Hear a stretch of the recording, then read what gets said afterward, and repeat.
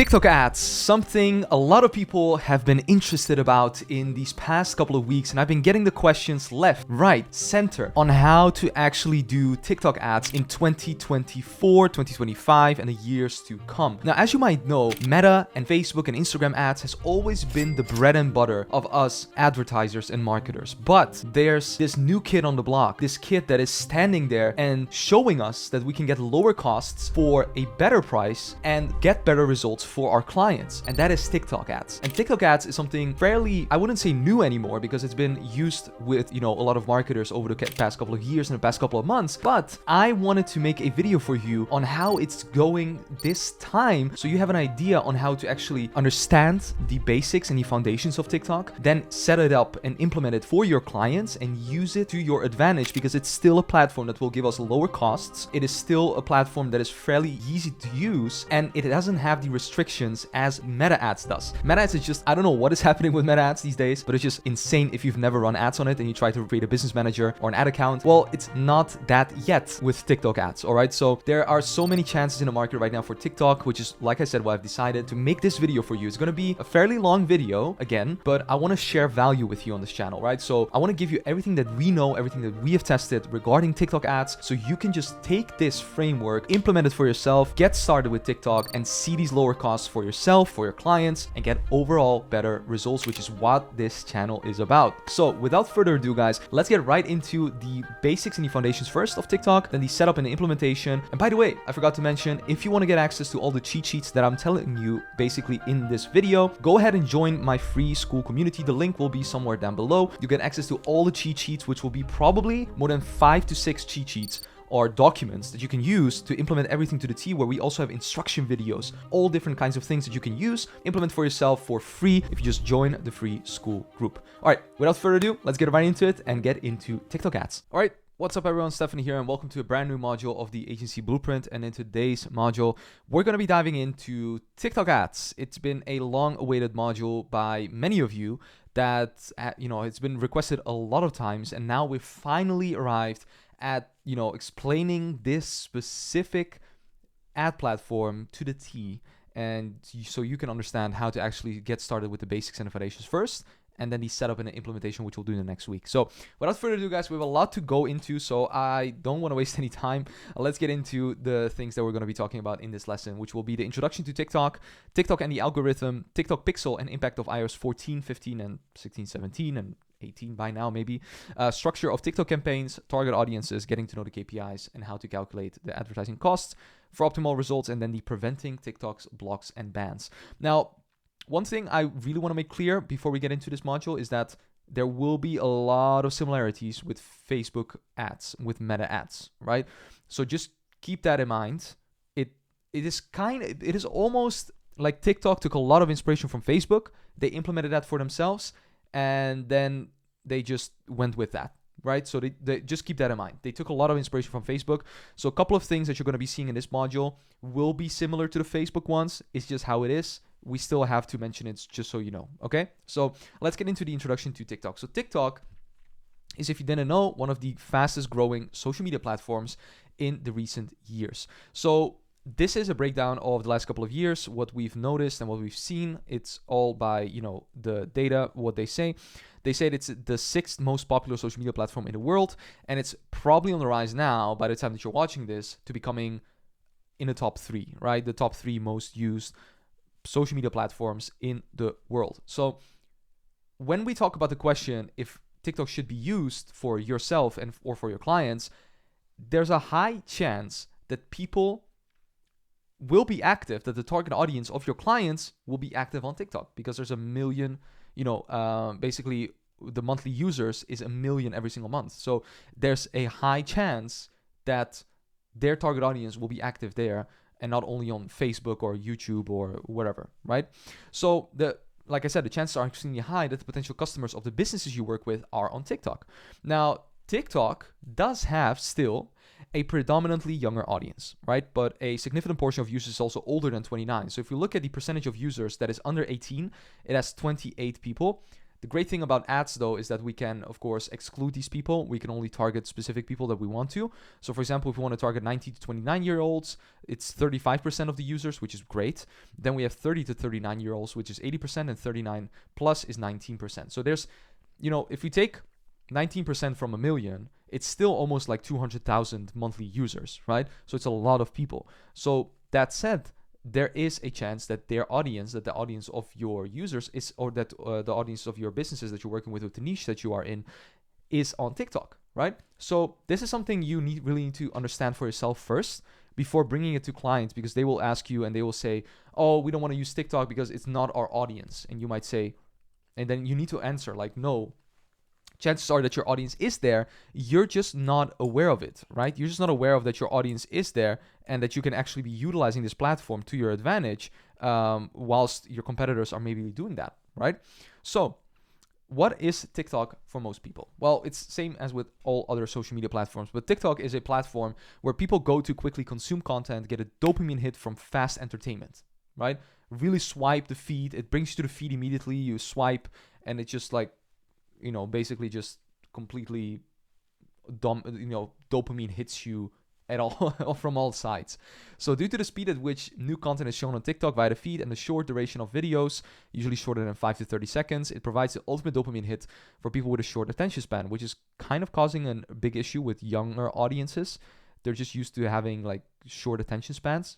And the platform is designed basically to make people addicted to it, given the speed of content transition and the duration of content appearing on the feed. So it's pretty much making you a zombie, honestly. That's what TikTok is doing. TikTok feed with the short content clips and rapid transitions is pretty much the main platform for dopamine hits, okay? So that's how I call it. That's how I see it. So that is it. What is it for most people? Getting the dopamine hits and just the entertainment. Now, what is TikTok for us? So just like with other advertising platforms, we don't want to use it as consumers, but as producers. So we don't want to get high on our own supply, right? What I mean with that, we don't want to use our own, the thing that we are using for our clients. We don't want to use that on ourselves. Like, we don't want to be a consumer. To give you an idea, I barely am on my phone. Like, my screen time is probably like 20 minutes a day. I don't watch things. I don't watch movies. I don't consume anything. I don't want to be a zombie. Like, honestly, I'm sculpting my own destiny. I'm sculpting my own movie. I'm sculpting my own entertainment, right? So therefore, TikTok for us is an advertising platform where we can place targeted ads on behalf of the companies we work with. And it is a means to bring results for our clients and generate income for ourselves. That's pretty much what it is. Okay, nothing more than that. And the goal of TikTok. So TikTok is a growing platform and is on its way to becoming the largest social media platform in the coming years. Therefore, it is important for you to keep your eyes open and master this platform, but only if you truly believe this platform can bring results for your clients. All right. So just understand that TikTok is not for every niche. It isn't.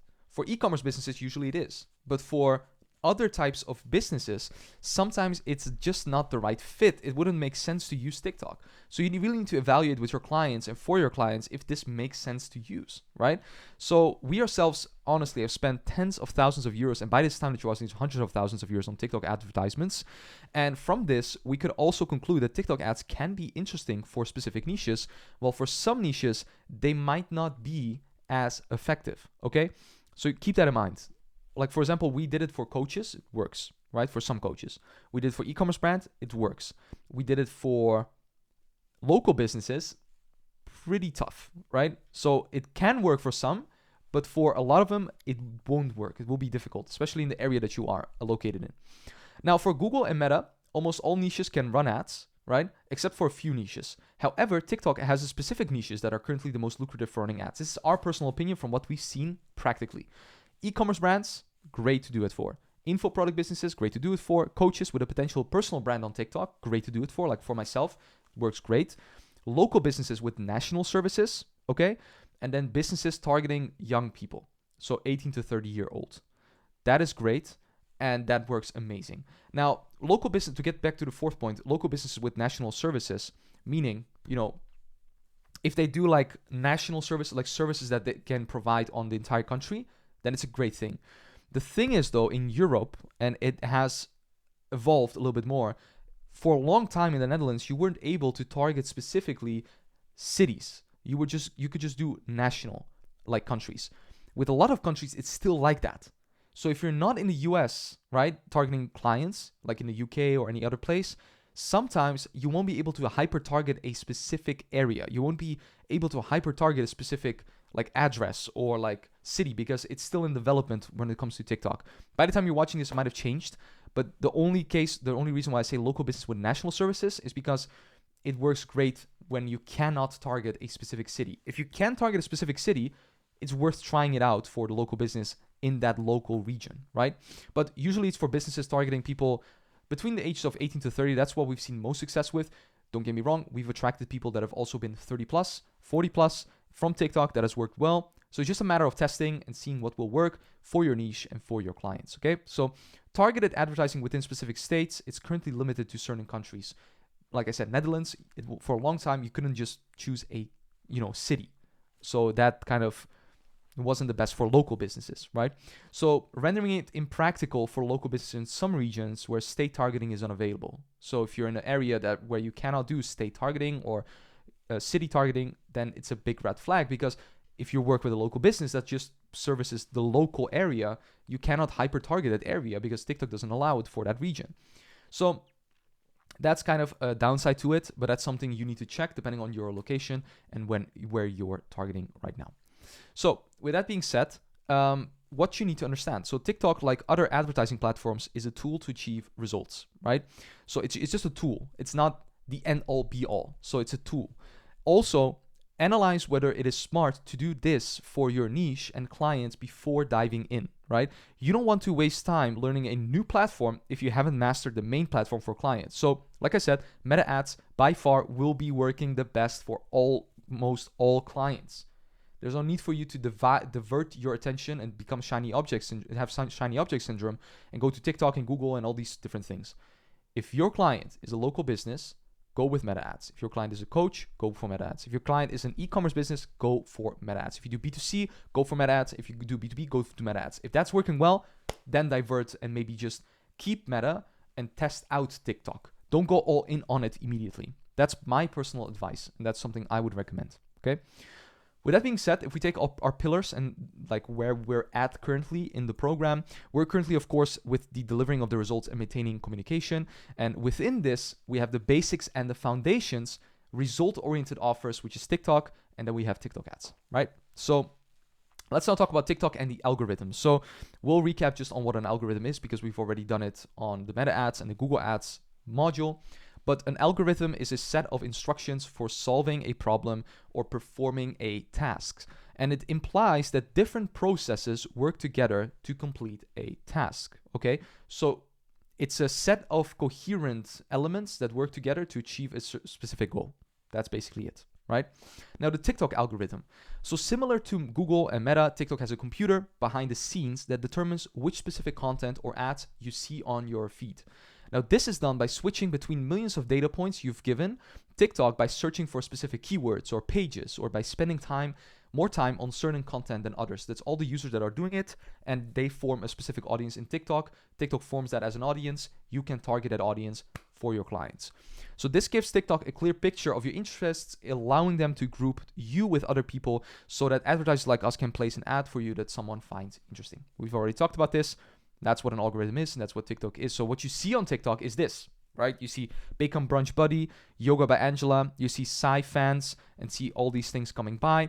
And then what happens is the TikTok algorithm takes that and it basically shows you the things that you have shown more interest in. So if you've been longer on Yoga by Angela in that video and you clicked further and you went in on her video and just went into the loophole, then next time you come on TikTok, it will probably be sharing more of that content with you, because TikTok sees it as, oh, you've spent more time on that. We'll show you more, content from that.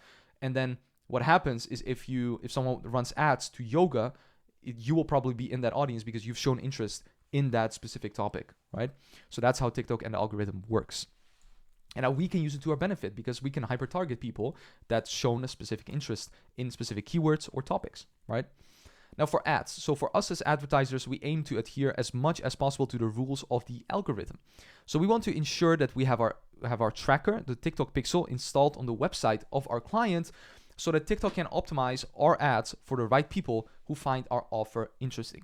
So this ultimately results in cheaper ads, better outcomes. However, though, setting up the pixel only applies to you if you're working with funnels to send traffic outside of TikTok. So same as with the meta ads and the Google Tag Manager, you will be needing to install the TikTok pixel in case you work with clients that send people externally.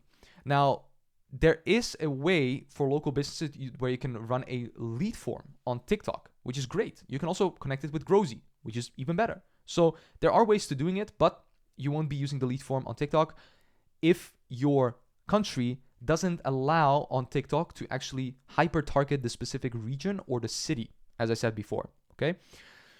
So, by the way, for example, working with e-commerce or info product businesses, you will use the pixel, right? With local businesses, sometimes, because if it's not, like I said, it depends. If your region doesn't allow that you to hyper target it in the city or in the local area, then yes, you need to use a funnel for local businesses, a conversion targeted campaign, and then you need to have a TikTok pixel. So as mentioned earlier, it's often not interesting for most local businesses to advertise on TikTok, but depending on your area, it might be interesting, okay? So check that first, by the way, because you can use TikTok as like a unique selling point to approach your clients as a differentiated offer and something that they will be more inclined maybe to do because it's a newer platform and not everyone is pitching them with that offer. Like less people are pitching clients with TikTok ads than they are with meta ads, right? So you have a higher chance of getting a response and getting them on booking a call with you and, attracting them as a client. Now, attraction. So to compete with other social media platforms, TikTok needs to ensure that people stay on the platform longer and preferably don't leave. Now, the more people are active and engaged on the platform, the more data there is for advertisers to create targeted ads and pay TikTok to show those ads to the ideal audience. Same as with Meta, same as with Google. So TikTok, like Meta and Google, uses data from its own platforms and other websites via the TikTok pixel, right, to measure people's behavior. Now, this allows them to precisely determine which ads and content to show and what people would find interesting. So same as with all these other platforms, they hyper analyze the things that that is happening, and then they build that data up. And it's basically like all these platforms, the only thing that they're doing, pretty much if you think about it, is they're selling you their data. That's it. Like you pay for their data. That's it. Like that's the only thing you do. So if I were to have the data, I could sell you that data, right? And you could just pretty much just implement it, which is kind of this program, if you think about it. Like if you need a media buyer or a VA or a tech specialist, we have a database of those people and we just link you with them so you can use it, right? So that's pretty much just how big businesses thrive, right? Having data. Who has more data will thrive, will win. So that's TikTok and the algorithm. Now let's talk about the TikTok pixel and the impact of iOS 14 and 15 and 16, 17. So what is the TikTok pixel? Now the TikTok pixel is really important to understand first. So before delving into campaign execution and how to advertise, it's crucial to understand what the TikTok pixel is and its essence. So the TikTok pixel, as with the Meta pixel and the Google Tag Manager, is a piece of code that we place on a website or funnel to measure the effectiveness of our ads by gaining insights into the actions people take on that page. It's pretty much what it is, right? So its purpose is to measure the activity and behavior of people outside of TikTok.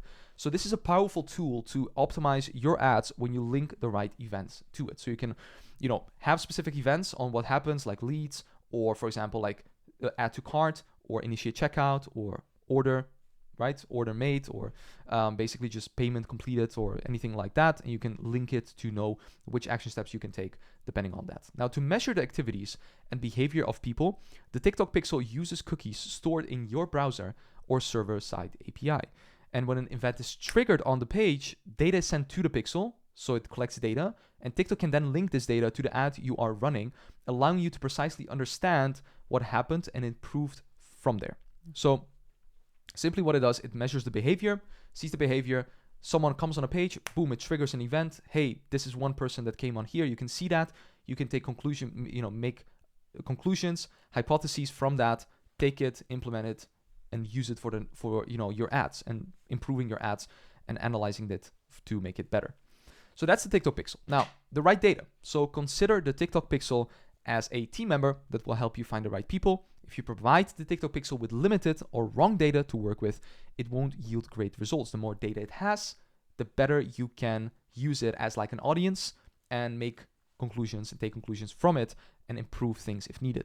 So we use it to obtain accurate data from traffic on a website or funnel so that we can then warm up those individuals and display targeted ads.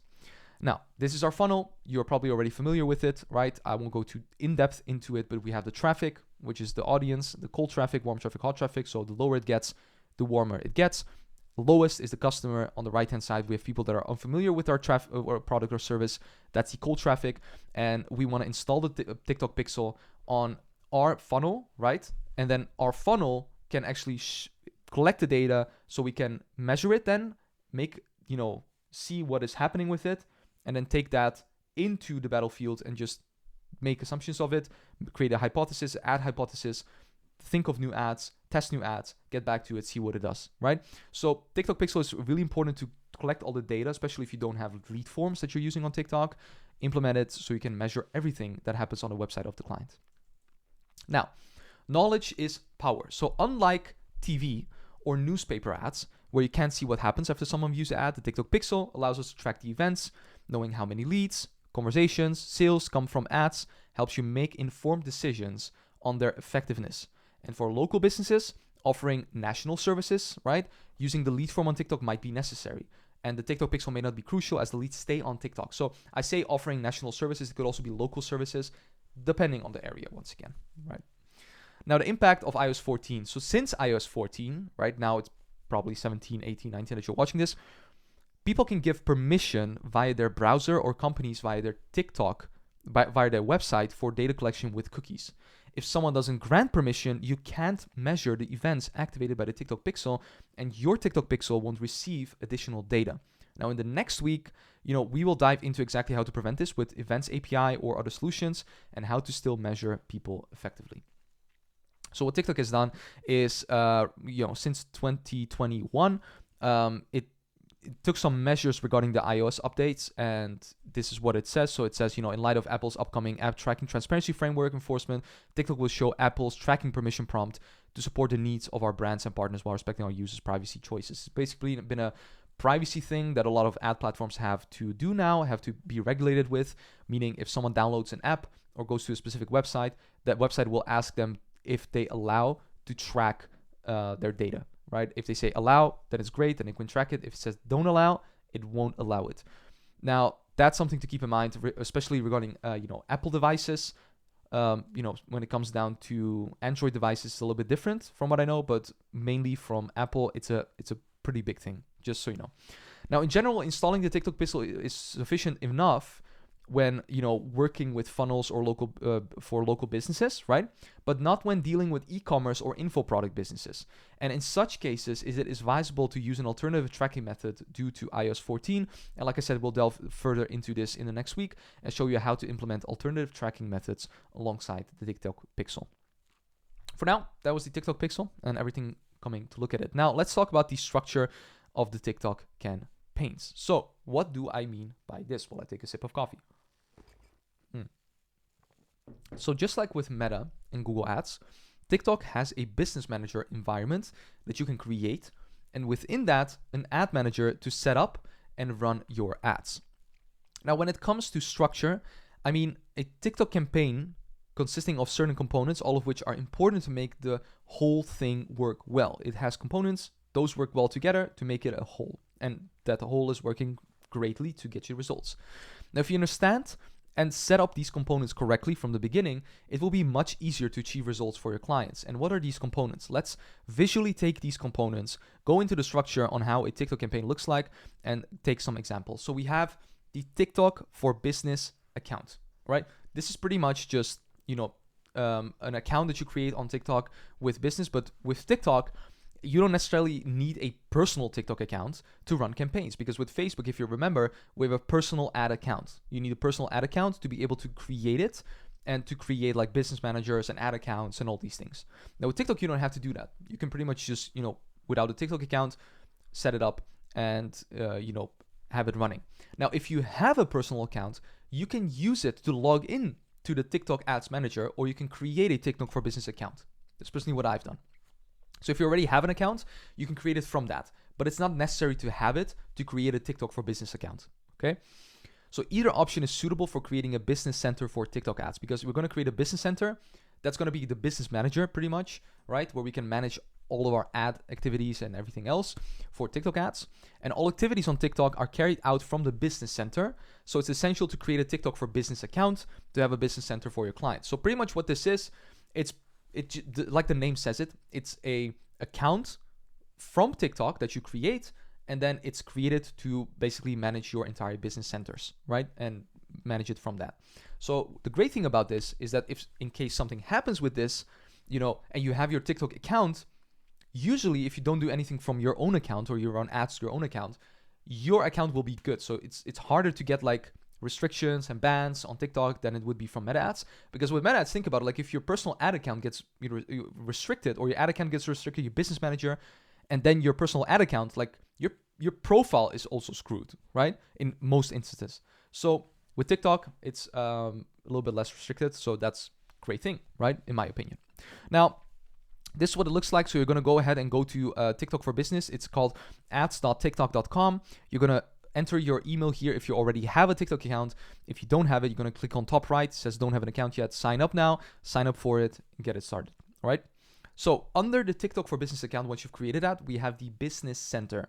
Now the Business Center is simply put, the business manager on Meta ads. So it's the central hub of your agency to manage all advertising accounts, team members, TikTok pixels, and TikTok accounts for both yourself and your clients. That's it. You manage everything there, and it's the place on where you're going to get access from clients, get access from all these different accounts that you're going to be managing, etc., etc. So this is what the Business Center looks like. So top left, you have 9 dots. You click on that, you have different things that you can go to. Now, this is the main one where you will be seeing the overview, the users, the assets, the activity log, the business settings, you name it. Top right, you will see your Business Center name. So in this case, for us, it's For Your Success Media. And you'll see basically all the data in terms of what's been running and what's been happening and all those things on your dashboard here. So under the Business Center, you have the advertiser account. Now, the advertiser account pretty much just comes down to the ad account, right? And it's a place to set up your campaigns, ad sets, and ads. And this is the place you'll use the most when advertising on TikTok, right? So the advertising account dashboard, right? If you go here, you will see basically the overview of your ads. Then from here, we'll go into campaign, we'll go into assets, we'll go into the creation of all those things and setting it up just like we would with Facebook. And the structure of it looks a little bit different, so I'll explain that to you. Like, it's funny, TikTok's namings are different, but it's pretty much just like Meta ads. So it's just this, if you know Meta ads, if you've gone through the module, you'll know this immediately when you use it, right? It will be so familiar with you, you'll be like, this looks the same. So advertiser account. Then under the advertiser account, we have the campaign. Now the campaign is the first step we need to take in setting up an advertisement, okay? So within a campaign, you have to set an objective that you want to achieve with your advertisement. So it will be a specific objective, a goal that we want to hit, and then we're going to use it. So by doing this, we tell TikTok to optimize the advertisement for the chosen objective, okay? So we'll tell TikTok, hey, listen, we want conversions on our website and we want more sales. And TikTok will optimize that, for that. Or we can tell them like we want more leads. Then TikTok will optimize for more leads, right? So at the same time, we can also determine the budget in here, just like in the ad set. I'll explain more about the difference between those two. It's basically like the campaign budget optimization and the ad set, budget optimization. So ABO or CBO, right? And then determining it on that level. Now, the campaign level is the starting point when you advertise on TikTok. So it will look like this on the right-hand side. It will ask you which ads manager mode fits your business the best. We usually go with custom mode because simplified is just not as developed, to the T that you can choose all the specific requirements that you need. Now, in the campaign level, you need to specify the goal you want to achieve with your ad. So you get the right settings for this goal. That's on the bottom one that you see. It's called advertising objective, right? And you can choose one of these that you actually want to implement. Like I said, looks familiar, right?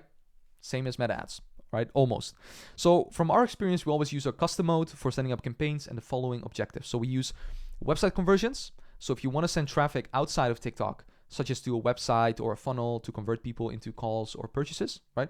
For this, you need to install the TikTok Pixel. So we'll choose website conversions, drive actions to the website, use that because that will get us more conversions on the website as the name says it. Another one though is lead generation. So if you're using lead forms, working with local service businesses or sending traffic outside TikTok to generate leads, you'll use this one. So this one is a really good one regarding if you want to collect leads, generate leads, get them to convert and get them to set up, give you their name, email, phone number through a lead form, right? And that's something that you can use with that. Now, all the other ones, honestly, we don't really use because it just doesn't make sense. So we just leave those ones out and then just, focus in on these ones, which are the main ones, to be honest. So going back to the structure, that's the campaign level. Then we have the ad group level. So not the ad set, but the ad group. Now the ad group is basically where we set, where we want our ad to be displayed in terms of placements and for which people the ad is intended. Now we define the target audience by choosing factors such as location, language, gender, age, interests. That's what we define here. Basically, if you know the ad set level from meta ads, that's what this is, okay? So we can also select our bidding strategy. So what kind of bidding strategy do we want? What, specific one do we want to set up here? That's also something we do in the ad group level. Now, after choosing a goal, right, in the campaign, we proceed to the ad group level where you can set the following. So as you can see on the right-hand side, we can choose the demographic, the location, and then when you click on, for example, Austria, you won't see the, cities or the regions actually popping up. So depending on which area you're located at, you won't be able to choose a specific demographic, which is not the best as for right now, but it's developing. So it will come there maybe by the time that you're watching this. So we can do placements. Where is our ad going to be shown at, right? Is it going to be shown on TikTok? Is it going to be shown on their feed? Is it going to be shown on some place else? Optimization event, so only for website optimization locations. So what event do you want to optimize for? Is it purchase? Is it, add to cart? Is it lead? Is it booked call? Like, what do you want to optimize for? That's what we'll load down there. The location, which location do you want to do? Which area? The audience, which audience do you want to use? Do you want to use a broad interest audience, right? Or do you want to just use a specific custom audience that you created? Because you could also do custom audiences within TikTok. Interests, which interests do you want to, target? So maybe people that are more interested in yoga, right? If you have a yoga client or a client that's doing something with yoga. Then we have the budget. Which budget do you want to allocate to this? So we can also set that in the ad group level. And then we have the bid strategy. So which bidding strategy do you want to use? Which one do we want to optimize for? We put it in here so TikTok can optimize for all of these things. Now, that's the ad group. Then we have the ad, and the ad or advertisement is the part that customers or the target audience see. And at the ad level, you set up the advertising materials such as Spark ads, videos, call to actions, destination. And that's pretty much just the only thing that people will see. They won't see the campaign level, what you do. They won't see the ad group level. They'll just see the ad level that you do. Now, within the ad level, you have the options to create different types of ads, such as Spark ads. Spark ads are pretty much what it comes down to using, the posts you have from an account as an ad. It's pretty much just the engagement post or just engagement ads from meta ads if you want to do something like that. So you can do Spark ads because sometimes the best ad that you can run is an ad that doesn't look like an ad. That's the best ad, right? Because if someone doesn't know that it's an ad, they'll watch it, right? And if they know it's an ad, they'll skip it. People usually skip ads, but they don't skip, ads that don't look like ads. Does that make sense? So image ads, it's also something that you can run, but it won't be on TikTok. So you can choose a other platform. I think the platform is on the right-hand side here.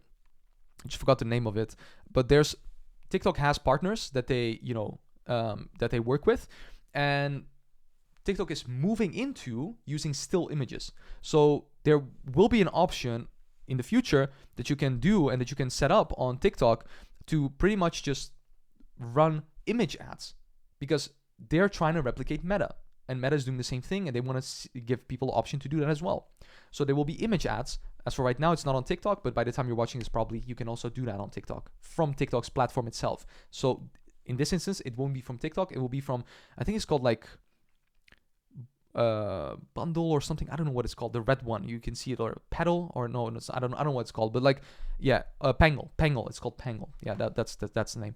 Now that's image ads, and we have video ads, of course, on TikTok. We have collection ads. Collection ads is like the same as with like the shopping ads from Google that we have, or like Meta ads. Also the collection ads, you can see different ads or different videos, by themselves. And instant form ads. So this is only for lead form optimization location. So instant form ads is basically the lead forms, right? That's what it is. So these are the ones that, you can use. We use all of them pretty much, except I would say like instant formats and collection ads. We don't use those ones. The rest we use. So Spark ads, image ads, video ads. That's the ones that we use because those perform the best for us.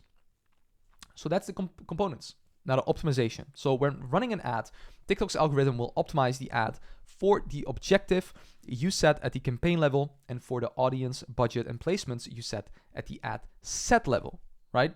So this is very similar to Meta as well. So to give you an idea, let me show you an example of an ad. So this is Spark ad. Now Spark ad is promoted from the creator's page and displayed with their handle. Spark ads from a creator page typically has higher CTRs, conversion rates, and built-in CTA, and direct link to the website appears after 3 seconds. So it's pretty much a post that we boost. That's it. But it's just hyper-targeted because we can target a specific interest or audience or demographics that we want instead of doing, just a regular boost post promotion that we would usually also do on Instagram. That's Spark ad. Then we have image ads. So this is on Prangle, whatever it's called. So this is what it looks like. So it's on that platform and you can see an image, and then it's basically an image that people can click on and use this, like display ads on Google or just meta ads with a picture, right? So that's that. And then with TikTok, there will be an option that they will also give you the option to do that. So you can test it, although videos, as TikTok is intended to be, are performing better on TikTok than anything else. We have video ads. So video ads are, the best to run on TikTok. This is the way that they look like. So you have a learn more button. You see that it's an advertisement, right? And you can just people can click on that and they will just be brought to the specific website or the funnel that you're running it to. Then we have collection ads. So usually when you run a collection ad, people can click on buy, and what they'll see is they'll get a pop-up of the specific products that have been linked if your client has linked specific products or if you've done that. So you'll see, for example, here on the right-hand side, Jones Bomber leather jacket, Jones matte denim shirt, different products that are being shown that people can shop for. And if they click on that product, they'll be brought to that specific shopping page. So that way you can see what people find more interesting, which product do they find more interesting. So you can maybe run a specific campaign only for that product. And then we have instant formats, which comes down to people click on it and it pops up as a lead form. So it's in TikTok itself. People can fill out their information, their industry, the name, company name, all these things. And when they filled it out, you can connect it with Growzy. So same as with lead form ads on Meta, you can connect an instant form ad with Growzy, sending all the leads over to Growzy so your client can nurture them, or you can do automations with them or anything that you want and make it fully automated, right? So that's one thing that you could do that could benefit a lot and help you a lot in terms of getting more leads for local business clients. That's the optimization. So next week. Now in the next week, like I said, I will guide you through setting up a complete campaign and show you everything step by step so that you understand exactly why we do certain things in the setup. Just remember for now that everything revolves around optimization and establishing a solid foundation for a campaign. Once the campaign is running, it's just a matter of managing it daily and letting the algorithm work to find the best combination of the golden formula. That's the structure of TikTok campaigns. Let's now go into target audiences. So, when you want to run advertisements on TikTok, there are numerous options for choosing a target audience at the ad group level. Now with TikTok ads, again, I'm repeating myself, it looks a lot like Meta. So we have target audiences in the ad group, ad set level. So the first one is locations. This one speaks for itself. The first option is to choose a location in the ad group level. This allows us to decide to show the advertisement only to people in a specific area. Now, fortunately, like I said, on TikTok, it's currently not possible to narrow down the radius for local targeting. For now, you can only select either the whole country or state in some countries. So US, you can do it. Other countries like, France or Germany, I think you can do it, but not really hyper-targeted. So you will need to check it out first before actually advising your clients to get started with TikTok ads, because you don't want to sound like someone that doesn't know what they're doing and just mention it to your clients like, hey, you should do that, and then you cannot do it, right? So beware of that. So this makes it less attractive for local businesses to advertise on TikTok, and that's why Meta and Google are still the best choices in this case for local businesses in that regard. Once it comes TikTok might compete with them on that regard, but it depends on where you're located that you're targeting your clients. Location speak for itself. You can choose a location and base it off of that. Then we have detailed targeting. So within TikTok, you have the option to select a specific target audience within the category of interests and behaviors. As you see on the right-hand side, you can click on the interests, for example, skincare, but you can also do more things. TikTok gives you more, things to work with. So you can choose people that have interacted with specific videos or specific topics or keywords or behaviors that they've, done, and people that they followed or devices that they're using. Like it looks a little bit more advanced than Meta. It's kind of similar to Meta, but it's in some instances a little bit more advanced because they work mostly with videos, right? So you can hyper-target people that have watched specific videos. So for instance, if your client sells beauty products, you can choose that as an interest. This is the first option.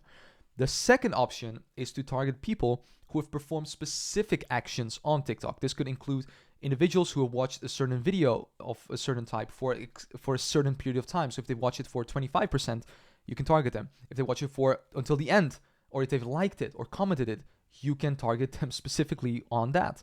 Now, you want to see, and it can include like individuals who watch a certain type of video or interacted with a TikTok account or search for specific hashtags. That's how far their database goes. Now, we usually use interest as a category, similar to Meta, because this category generally has the largest number of people and data compared to other categories. With TikTok, we don't go blank, to be honest. Like, I said in Meta, we go with blank targeting. We don't do any targeting.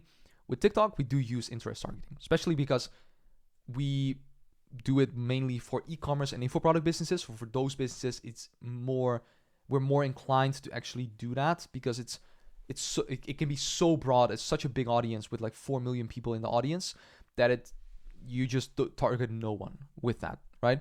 So if we are dealing with a new TikTok pixel, we usually start testing out with interests to give the pixel enough data to learn so we can go broad and let the algorithm do its work. So we start out with interests, and then once we have enough data and the pixel has been accumulating, we just try blank testing and blank interests, so no interests and no detail targeting, right? But only location, only gender and all those things. Then we let it work, and usually it works pretty good when we do it like that. So that being said, that's detailed targeting. Then we have custom audiences. Now, as the name suggests, within TikTok, you can create your own custom audiences based on your client's TikTok account, an email list, and or website visitors. Same as Meta, you go to create an audience, click on custom audiences. You can choose out of these different things, and we will choose, for example, customer audience, like custom audience of, like, for example, people that have, gone on our website for the past 180 days. And in other words, when people leave the website or maybe a TikTok account, if you want to do that, you have the opportunity to show them a targeted ad again via TikTok or other platforms on the TikTok network, increasing the chance that they eventually become a customer. So we choose that, go with that, and then we can select it in the ad group level under audiences. We click on the specific file that we want to do, and we add the custom audience that we want to implement. Now, what you need to remember is that TikTok itself states that you need a minimum of 1,000 people in one of the mentioned categories to use this custom audience in an ad group. So it requires, as it says down on the right-hand side, a minimum audience size of 1,000 is required to target custom audiences in an ad group. So make sure there are at least 1,000 people in the custom audiences you want to use so that you can take advantage of it. If you don't, it probably will mean that TikTok won't be spending a good amount on that audience because there's too little people to show the ad to.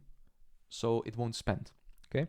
So this is something that TikTok, like other platforms, deliberately does to protect the privacy of its users, because what can happen is someone can upload a audience of one person and just show that person like fully on the ads that, they will only be seeing instead of showing it to other people. And they want to lower the frequency to not extend it to people seeing it so many times, because what will that do?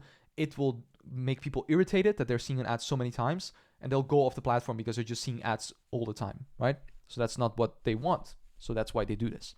So that's custom audiences. Then we have lookalike audiences. So if you have enough people in your custom audience, right? So for example, people that have visited the website for the past 180 days, you also have the option to create a lookalike audience based on the people in it. Now, let's say you have a custom audience of 1,000 people who are already customers of the business. Now with custom audiences, TikTok knows exactly who to target to find the same people who are in your custom audience, right? So it will create an audience from the people that are already warm. Then from that audience, you can just use that, set up those lookalike audiences like we're showing on the right-hand side here, and add it as an audience in your ad group level, okay? Now, this is a powerful method if the business you're working with already has a lot of data that you can put into a custom audience and then create a lookalike audience from it, right? Something we do use, but not as often as just interest-based targeting and just in general location detail targeting, and those two that we mainly use, and custom audiences, of course. Then we have devices. This is interesting because something that can also be done with TikTok, like I said, is selecting a target audience based on the device they use, such as iOS or Android users. So as you can see on the right-hand side, you can pretty much just choose which type of operating system someone is using and target those people. If they use Apple, you can say, okay, I just want them using Apple. And I want them also, in terms of the device model, which model are they using? Because they might be inclined to have more money if they have a higher device model. Which connection type do you want? 2G, 5G, right? And then which provider, which carrier do I want to set it up to? That's how far TikTok goes. Like, it's just insane because you got to keep in mind, TikTok isn't as restricted as Meta ads. So it has all of these things still up until this day that you can use. You can even choose a device price, guys. Like, it's insane. So you can go really, really far with TikTok. So if you have a client who knows that their target audience uses a specific device and that they're usually Apple users, you can play into this or test it out to see how it performs, right? We don't necessarily use it, but it's an option. You could try it out. Why not, right? If you know that people are using a lot of Apple for your client, test out Apple. If you know that they're using a lot more iOS, test out iOS. See what works. Why not, right? And let us know the results because I'm curious to know. Now, those were the audiences. Now let's get into the KPIs. Now, KPI stands for Key Performance Indicator, what we already talked about in the previous modules for Google and for Meta ads. And in other words, these are indicators that show us how the campaign, ad group, and advertisements are performing.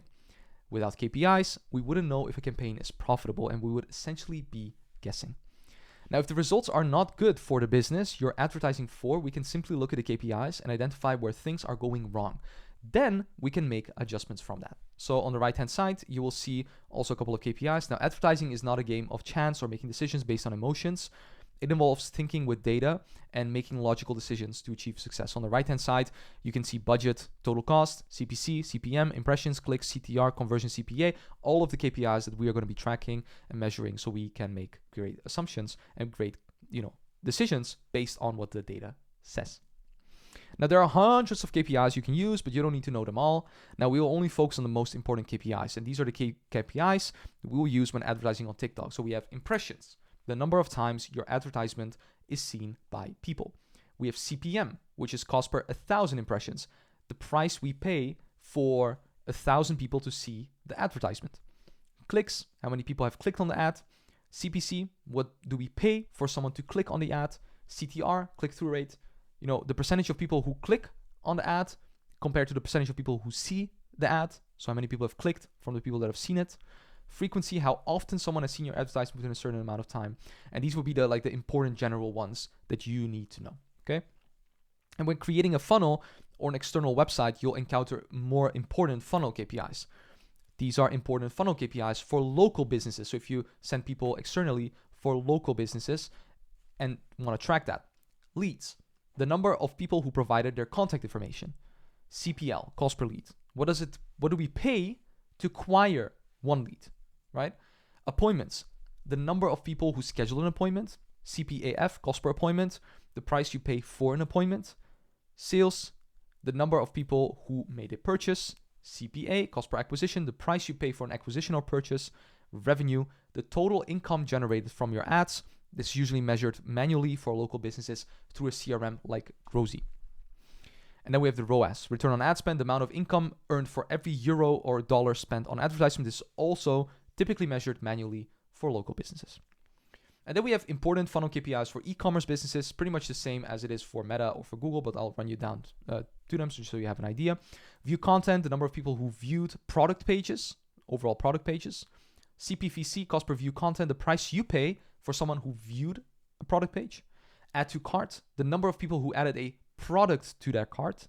CPATC, cost per add to cart, the price you pay for someone who adds a product to their cart. Checkout, the number of people who reach the checkout page to make a purchase. CPCO, cost per checkout, the price you pay for checkout. Sales, the number of people who made a purchase. CPA, cost per acquisition, the price you pay for each acquisition or purchase. Revenue, total income generated from your advertisements, which you'll be able to see in your dashboard if you connected the pixel correctly and set up all the events correctly. ROAS, return on ad spend, the amount of income earned for every euro or dollar spent on advertisements.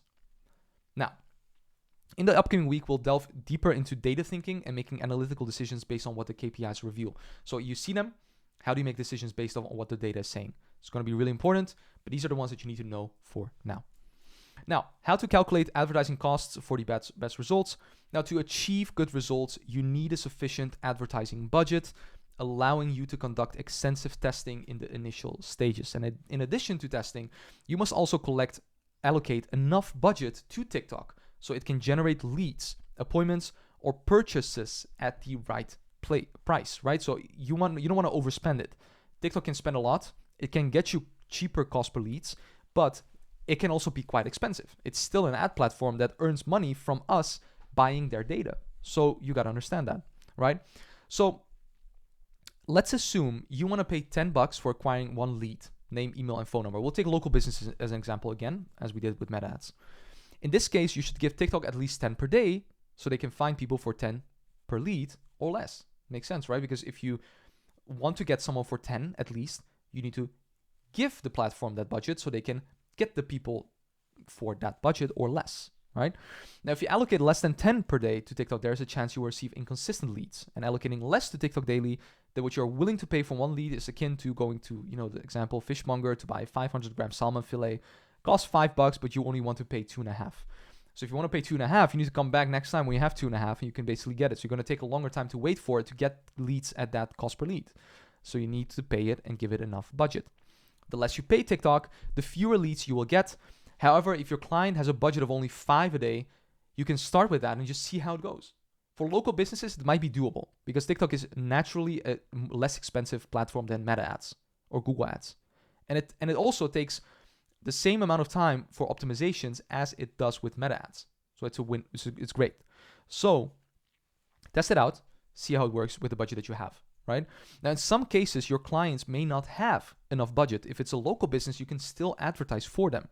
However, keep in mind that the results may not be optimal in such cases, and to precisely determine the cost per lead, appointment, or purchase, right, and what it's going to cost us, you can discuss this during the sales conversation or during the kickoff with a client.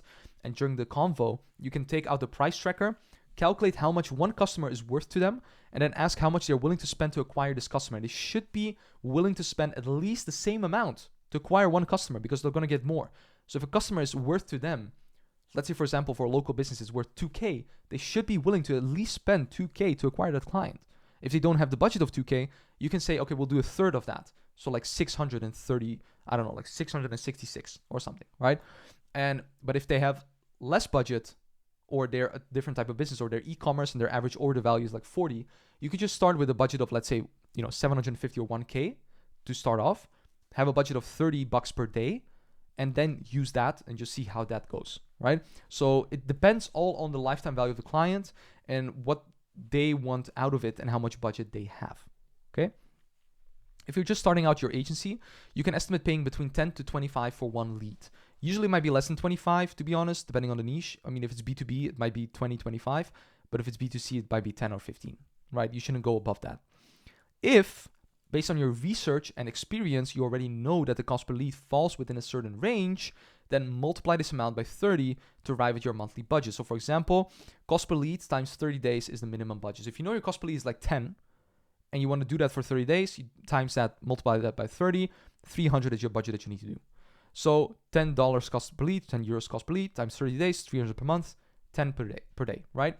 So you can base it off of different ways. I always suggest using the price tracker, looking at that, assuming that the cost per lead will be 10, and if they need 30 leads to acquire one client, you take 300 per month for local business. For e-commerce, it's a different story. See what the break-even ROAS is, see what the ad spend is that you filled out there, and suggest 1.5 or 2x that amount to them because you need a buffer.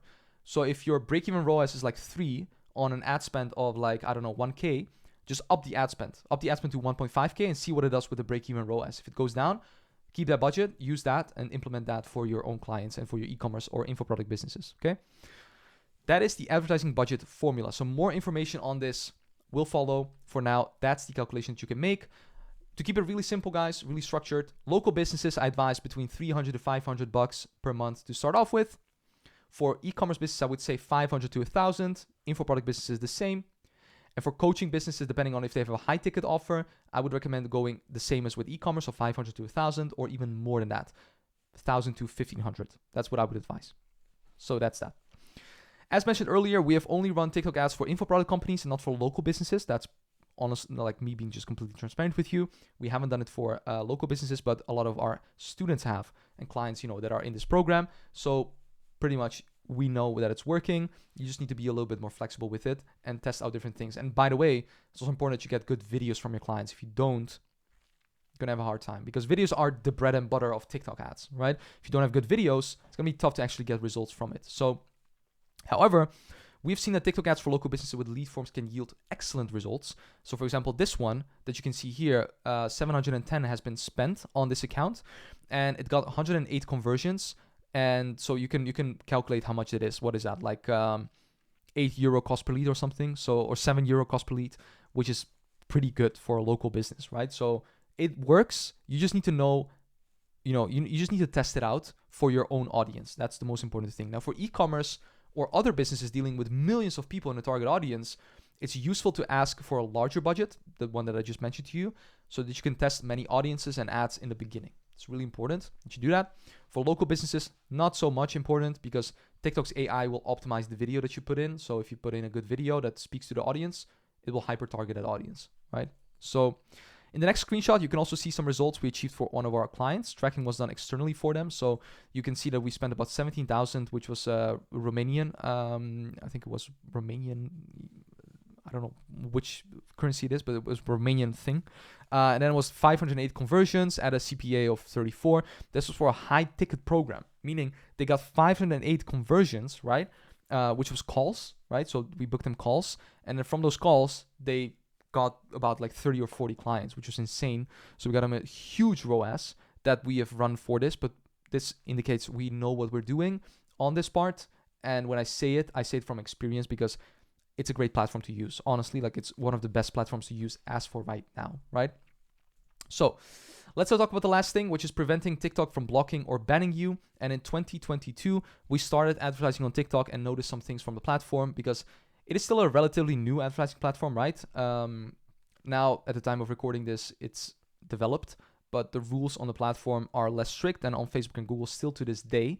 However, this does not mean that you should advertise recklessly without considering the consequences. So therefore, we want to inform you about this so that you can make the most out of the platform and so that you can prevent bans or blocks. Now, there are different types of TikTok bans. The first one is the business center ban. Now, if you have received a business center ban, right, account ban, you will no longer have access to advertising accounts, TikTok pixels, created audience. You like honestly, this happens so rarely that we've never experienced it ourselves or heard about it from anyone else, honestly. But it once I heard from it that it happened to some person, but like other than that, it like never happened. So we don't even have examples of it, right? Because that's how like good TikTok is with the restrictions. So assume that if this happens, you won't be able to create ads for business anymore. And you probably done something so weird on TikTok that this happened. Like, just don't, right? Like, just keep the regulations in check and just don't do anything crazy because this won't happen unless you get like 5 or 10 ad account bans or restrictions, right? So when this happens, when a business center ban happens, you pretty much have your entire business center locked and your ad groups and your ads. You cannot do anything. So you need to create a new TikTok for business account. Okay, so that's that. Then we have ad account bans. When your ad account is banned, you can no longer advertise on that specific account, but you can still use the ad accounts that are not banned. So there's still some leeway in it. Now, this is a problem that often occurs with advertisers who do not comply with TikTok's rules in their ads. And if this happens, you can use other ad accounts to advertise, but make sure you know the reason why it happened. So avoid it happening again in the future if you don't want more significant consequences. So on the right-hand side, it says, what happens when my account is suspended? All ads under the suspended ad account will be stopped. These ads will return to their original status after the account suspension is lifted. Okay? A downside to this is that if you have budget, which I would never recommend doing prepaid budget, but regardless, if you have ads running, right, it will automatically stop them. So that's a good thing. Now, to get this, you also need to do something pretty weird in like your video that you're running, right? Or your image or your copy or anything. So please keep out for the regulations, because if this happens, you won't be able to advertise and you won't be able to create new ads. The only option that you have then is create a new ad account, right? Advertise account, in order for you to actually start advertising again, okay? And then we have personal TikTok account or TikTok for business account ban. So if your personal TikTok account is banned and you use that to log in to create your business center, you won't have any problems because they are independent of each other. They don't have to do anything with each other, right? Now, the same applies if you encounter issues with your TikTok for business account, because it is purely meant for logging in to create your TikTok business center, right? We have never experienced anything like this, by the way, and neither have our clients or connections. Often, ad account suspensions occur, but not the personal TikTok account or the TikTok for business account linked to the business center. Because, like I said, you need to do something really crazy on TikTok in order for this to happen. It's not like with Meta ads, where with Meta ads you create a new ad account and it gets banned for no reason. Like, that's not TikTok. TikTok is much better when it comes to that, right? So, like I said, you really have to get your ad account suspended dozens of times to even get to the point where something like this could potentially happen. But why would you want that? Like, no one wants that. So if someone like this were to ever happen, it would look like this. So you would be rid of your TikTok for business account. You would probably have to create another TikTok for business account and see if that works, right? Or just create a new TikTok account on a different IP and see if that works. And then have like, because like you won't be able to do anything, right? So you need to make sure that because the TikTok for business account is created, if your personal TikTok account gets restricted, it's still okay. Like, this one can still run.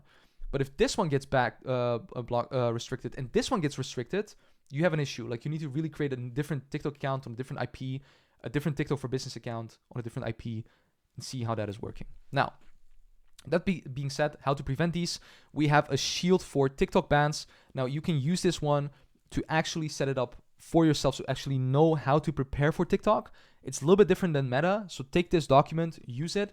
And for the people watching this that aren't in the program, we will link this document in our free school community. So you can join our free school community down below. Click on that link, join the school community. It's free. You can use it, and you will see the TikTok module as well there. So you can actually grab the documents, utilize it for yourself, and start implementing it. So that being said, guys, we have come to the action step of this module. So what I want you to go ahead and do is download the cheat sheet Shield for TikTok bans down below this video, implement the precautions, and make sure to save this document well in case anything happens. So make sure you also familiarize yourself with TikTok policies and rules before advertising on the platform. And if you're unsure whether an ad is suitable for advertising, simply make a post in the school group or join the Q&A sessions so we can check it out for you. Now, with that being said, that was the first module for TikTok on the basics and the foundations. Hope you've taken a lot of inspiration from this to start doing TikTok ads. Hopefully you've learned something new. We're going to go into the setup and the implementation for TikTok ads and how to do it. We're going to have a lot of cheat sheets, so beware of that. And we're going to dive into everything that you need to know on how to set up TikTok ads. So with that being said, guys, I want to thank you for watching, and let's get into the setup and the implementation of the TikTok ads. I'll see you there. Bye. Hello everyone, Stefan here, and welcome to a brand new module of the HTC Blueprint. And today we're going to be diving into the setup and the implementation of TikTok ads. Now, as you guys know, we've already talked about the Meta ads setup and implementation. We also talked about the Google ads and YouTube ads implementation. Now we're going to talk about the TikTok ads setup and implementation. Now, just for the people watching, if you are watching this on YouTube, then keep in mind that if you want to get access to all the cheat sheets that I'm going to be talking about today, to see them and access them, you need to join our school community, which you will find probably in the link down below in the description. So if you want to access any cheat sheets, go ahead and do that.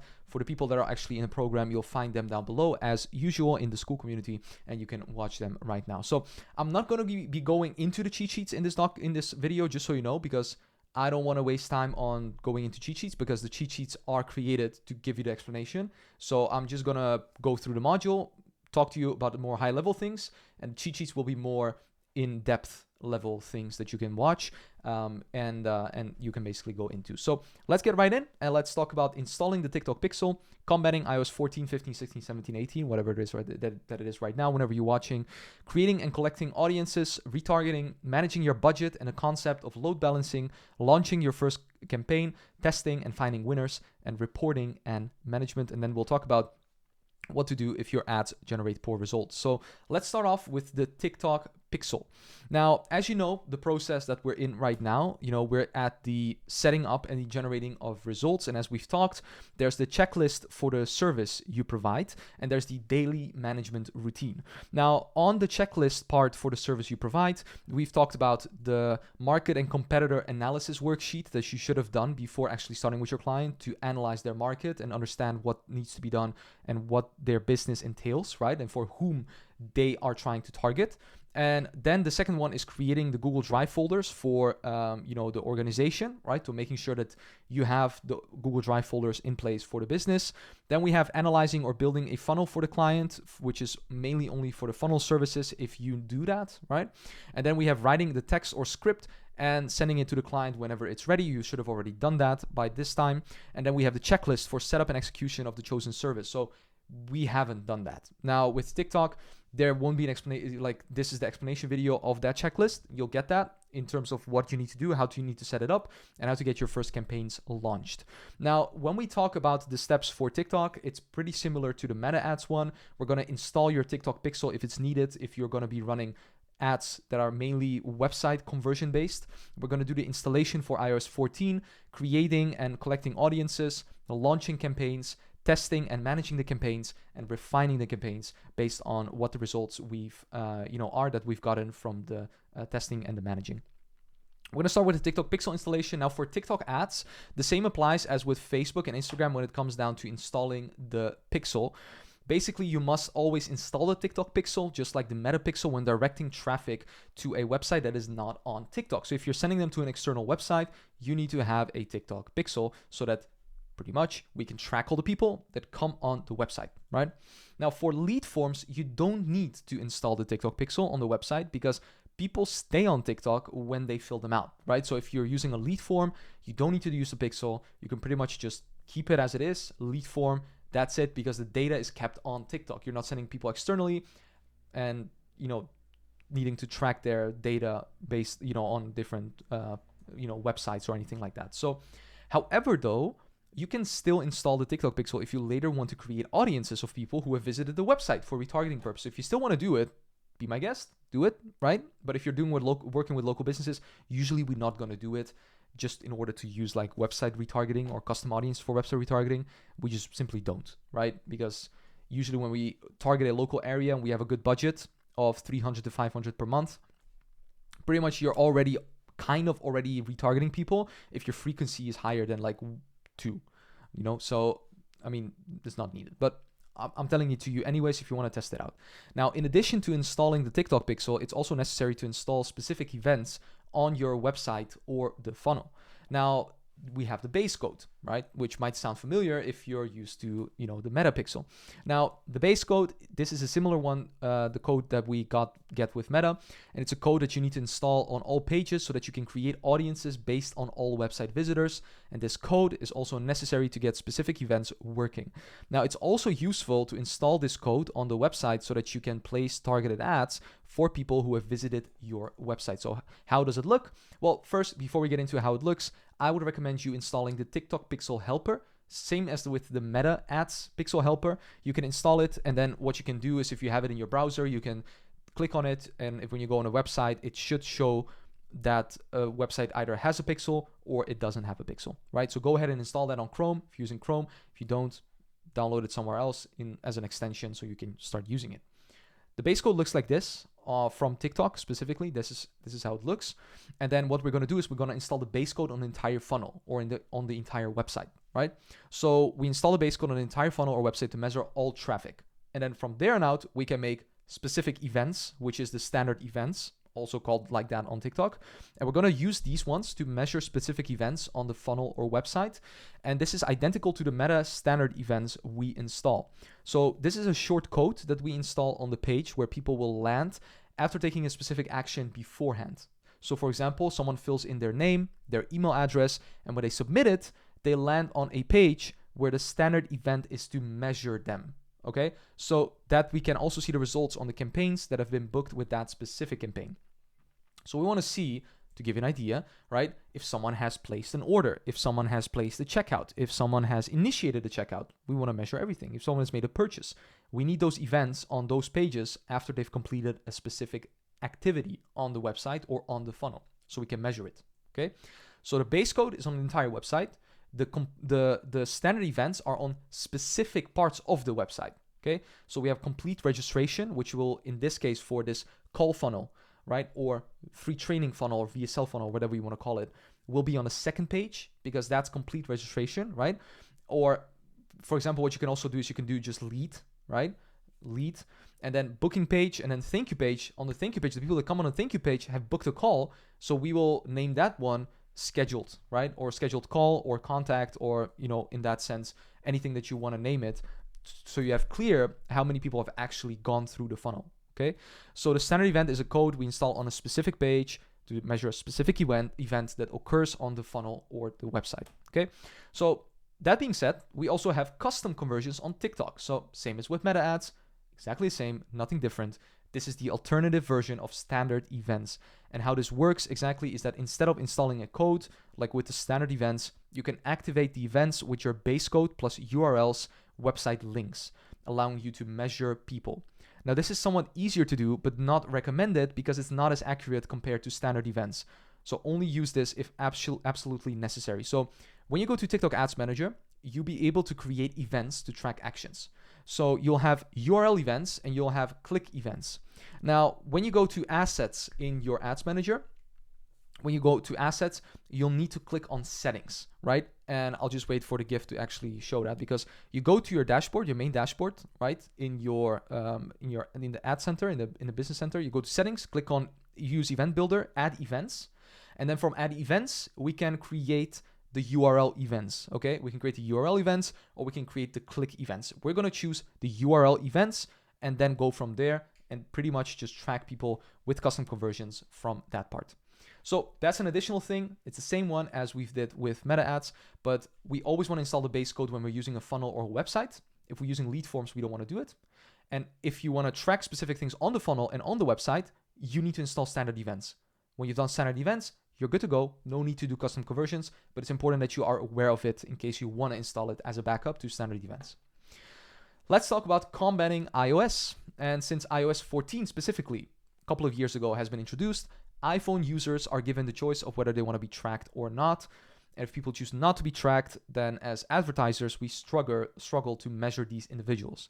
Now, this means we don't know exactly how many people have come in through our ads. And this is not only a big problem for advertisers, but also for TikTok, because if they can't deliver results for their clients using their platform for advertising, businesses will leave, right? So this results in lost revenue for TikTok. TikTok doesn't want it. TikTok wants to keep the revenue in-house. They want to get the revenue because they have competition from Meta, they have competition from Google, all these other platforms. So at the moment, TikTok doesn't have its own solutions, honestly, to deal with this. So in the previous module, though, it was tracking 101 for the people that are in the program, in the business blueprint. Some tracking solutions were actually mentioned that you can also use for TikTok, right? So there are some ways that you can do it. So Hyros or UTMs are currently good solutions to improve your tracking from TikTok. Now, I have to say, that's mainly for coaching businesses, right? And other tracking softwares we know of are Triple Whale that we are using, TickFix. However, these are more intended for e-commerce specific companies looking to optimize their tracking. So I would pretty much just go with Triple Whale, honestly, for e-commerce. And I would go for Hyros if you're doing coaching businesses or info product. It's usually the better option to actually go with, since it provides more, results on that part, and generates higher yield from those channels. So you can see everything, right? With Hyros, you can also see the organic side. You can also see different platforms and all those things. So I think it's a good way to also, use that one in particular, since it will track everything for info product and coaching businesses, and then Triple Whale for e-commerce business if you do with them. If you work with local businesses, I would pretty much just go with UTMs. I wouldn't go with Hyros or Triple Wheel because they can be quite pricey, and that for that budget you can pretty much just spend that budget into ad spend for your clients, to be honest. So it's a lot easier. Now, with that being said, review the previous module on tracking and implement Hyros or UTMs or Triple Wheel or TickFix or whichever one you want to use for the niche that you are having if you want to improve the tracking, right? Now, if you're only planning to use lead forms for businesses, then you don't need to implement these solutions because with lead forms, as said, you don't need the TikTok pixel for measurement. You can just pretty much just use the lead form because it tracks everything already, right? And you make custom audience off of it if you want for people that haven't filled out the lead form, or make different custom audiences based on what your needs are or what you want to test. So go ahead and check out the cheat sheet called TikTok Pixel and Event Installation. With this one, you'll get a complete explanation on how to install the TikTok Pixel and get a better idea of how to actually do this and set this up. So we talked about the TikTok Pixel installation. We talked about the installation for iOS 14. In the cheat sheet, you'll get all the explanation. Go ahead and download that one and then take a look at that because we've explained almost everything that you humanly can think of in that cheat sheet on how to set up TikTok. Now let's talk about creating and collecting audiences. So depending on the type of business you're advertising for, there are different audience options that you can use. Now, for each business, you'll need different audiences to ensure you attract the right people who can become customers. Okay, so to set you on the right path, here are some suggestions for the types of audiences you can use for local businesses and e-commerce or online service businesses. Now, with that being said, there's locations, right? So this is the targeting option we'll use to focus solely on a country with your ads, or a local area if possible in your country. Unfortunately, like I say here on TikTok, you can't yet target a local radius for the Netherlands and Belgium as of this moment. It might have changed, so double check that, right? Don't take my word on it. But you can target the entire Netherlands or Belgium, so the national ones, at the time of recording this, once again. This makes it less attractive, though, to advertise for local businesses from TikTok, depending on your location. So double check it first, and then see if you can do it. Because if you can, then this falls away. You can pretty much just go ahead and do it for local businesses too. So you can check it out, but if you can't, you can still do local businesses for that provide national services. So meaning if a coffee shop is basically is just offering their services nationwide, then you're good to go. Okay. So but if not, and you cannot locally put the audience there, then you have an issue, right? You shouldn't be advertising for them. Now then we have the age. So depending on the products or services you're advertising, you can set age ranges for your ads. If you want to target younger people, you can ensure your ads are only aimed at them. Now, especially on TikTok, the younger demographics, like 18 to 29 years old, is more active than the older demographic, okay? So keep that in mind. TikTok is still, at the time of recording, once again, a platform that is better with younger audiences. So if a brand is more focused on younger audiences, they'll have a higher likelihood to actually attract those people on the platform. Okay, so keep that in mind in terms of age. And then we have gender. So if your client's products or services targets a specific gender, so for example in the beauty space, right, you can choose women. So I would recommend focusing on a particular gender with this option. That way you can simplify and just focus in and hone in on a specific service to actually get them the results designated that they want. Okay, so those are the main audience reach for local businesses: location, age, gender. We don't use interest-based targeting, detail targeting that we talked about in the previous module. So we don't do that, right, for local businesses. We just keep it simple. Like there's no need to overcomplicate for local businesses because TikTok will do its job like Meta and like, those platforms to hyper target the people if your video or your ad creative is good enough. So for local businesses that only provide local services or sell products in their area, it's not currently interesting to advertise on TikTok due to the limitation with the locations. Take this with a salt of grain. It might have changed by now. So double check it. Okay. So personally, I would advise you to mainly focus on businesses that offer national services or product delivery basically in a national area. This is because the success rate for local businesses that can only attract customers in a local area is limited by the limited options of targeting that one in the location, dependent on which country you're in. For the US, it wouldn't be an issue. You can still hyper-target. I think UK also has that where you can hyper-target it. France, Germany as well. Just the Netherlands, Belgium, and a couple of other countries don't have it yet. So for e-commerce or online businesses, we're dealing with millions of people that we need to target correctly. Therefore, we'll utilize more specific options to help us.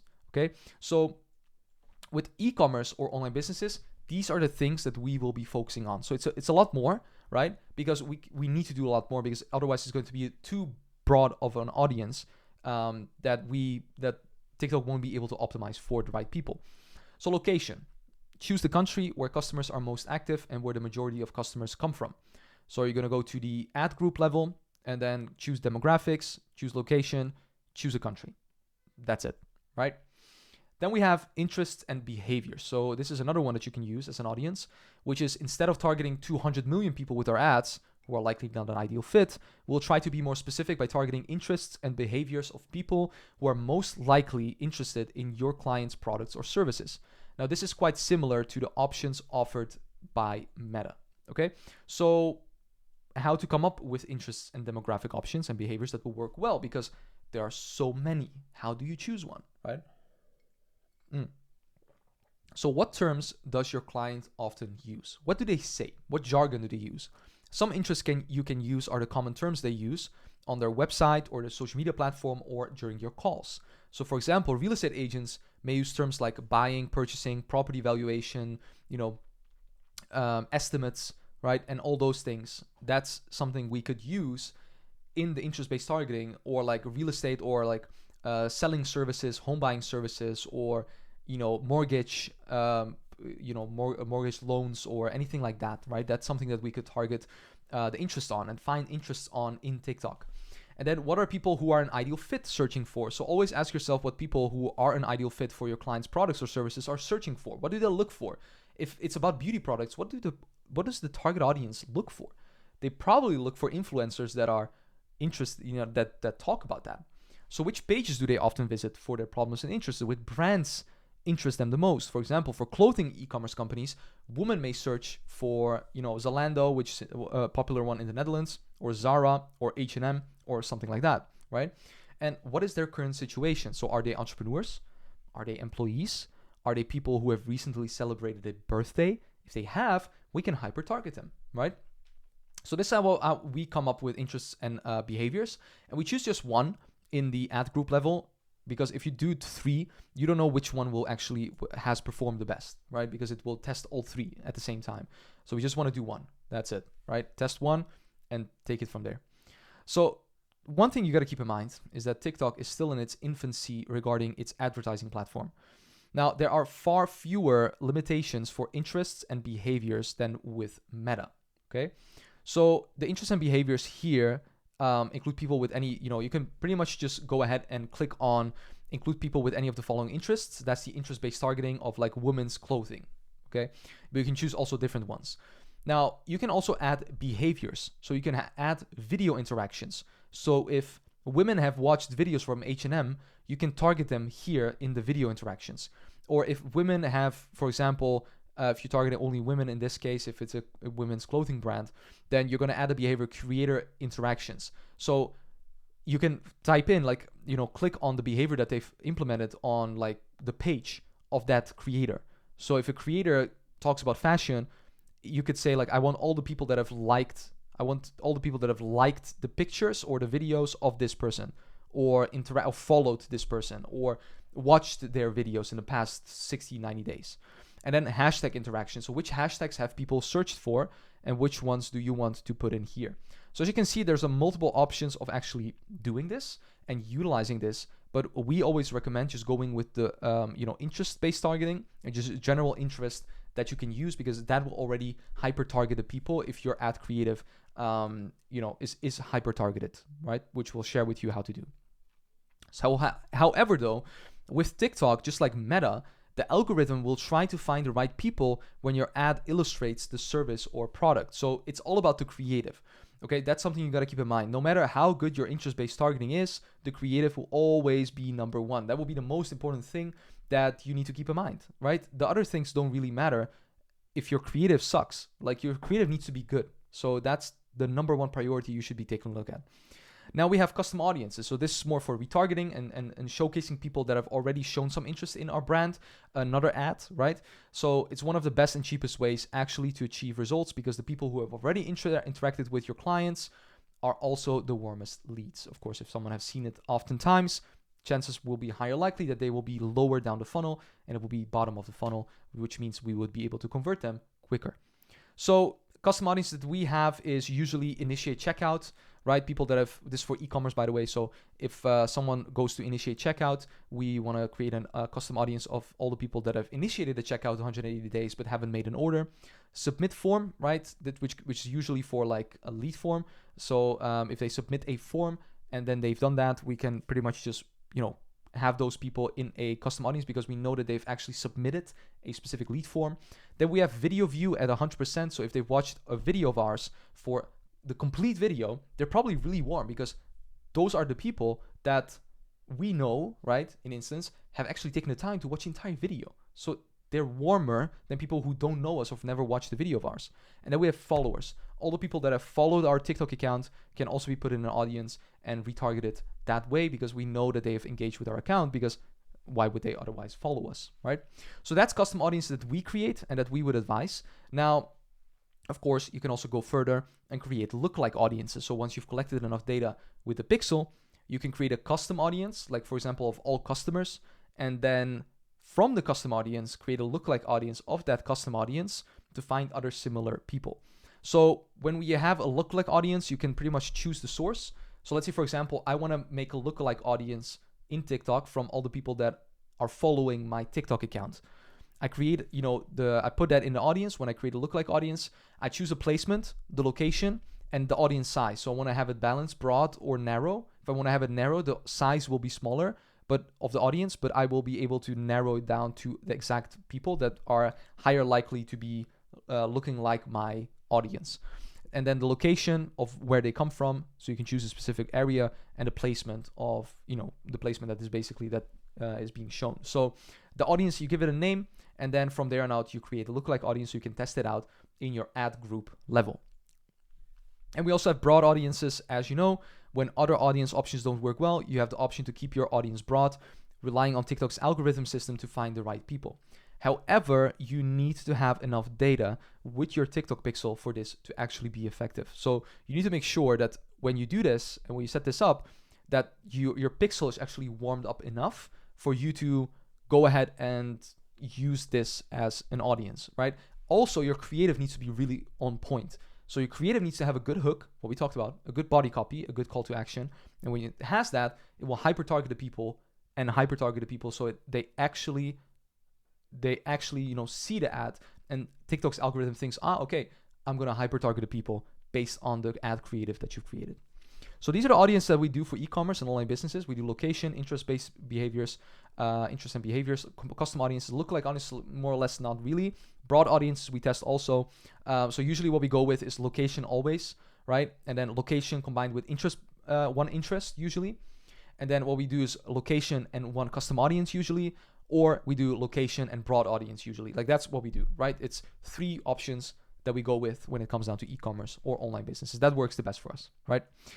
Now, let's talk about retargeting. Now, retargeting, as you know, is a way to remind people who have already shown some interest to come back and complete a specific action. Now, this could be booking a call, making a purchase, whatever it is that you want to get people to interact with again with you. So it's the best way to achieve results for your clients for a lower cost, right? Because people that have already interacted with the brand will be already more warmed up. So it will take less hits on their impression to actually have them convert as a client. So people who have already shown interest are the ones who are easier to persuade than people who don't yet know who you are and what products or services you offer. Okay? The question is just, what are cold ads and retargeting? So warm and hot ads. What is the difference and how do they look on TikTok? Well, let's get right into that. So this is an example of a cold ad. Now, the purpose of a cold ad is to make people aware of their problems and the features of a product or service to solve their problems. So this one is from BlendJet, and what BlendJet does here is it just shows different BlendJets that people can use to blend things in. and it's 16 seconds, and it only talks about the different colors of the blend jets. That's it. And it's showing it like in terms of that they're using it, and then it says like available in different colors, blendjet.com. The reason why this is a cold ad is because it makes people aware of BlendJet, but it doesn't necessarily say, hey, go to this product and buy it. It says, just go to our website. Because why do they do it? Making an audience that's cold aware of the product is step number one. Step number two is to actually run a retargeting ad, a custom audience to people that have visited the website or clicked on the video or watched the video for a certain amount of time. And then we show them that ad, which is retargeting. And what does that ad do? That ad says, hey, here's a 10, for example, with this one, here's a free special edition Gillette Labs Bugatti Heater Razor Starter Kit. It's free. No purchase necessary. Here it is. So BlendJet, what BlendJet would do is they would say, here's your 10% off on your new BlendJet. Order now. They send you to the order now page, right? To the product page where you can order it. So the purpose of the retargeting ad is to give people who are interested a little push towards making a purchase or booking a call, right? Because this is e-commerce, but with a call funnel or with info product or coaching, it would be more towards like, hey, schedule a call with us, or, you know, book a call with us or something like that with the retargeting one, right? So that's the difference between a cold and a retargeting ad. Now, there are different types of retargeting ads you can create to persuade people. Here are the ones that we are going to show you. So you have case study or testimonials.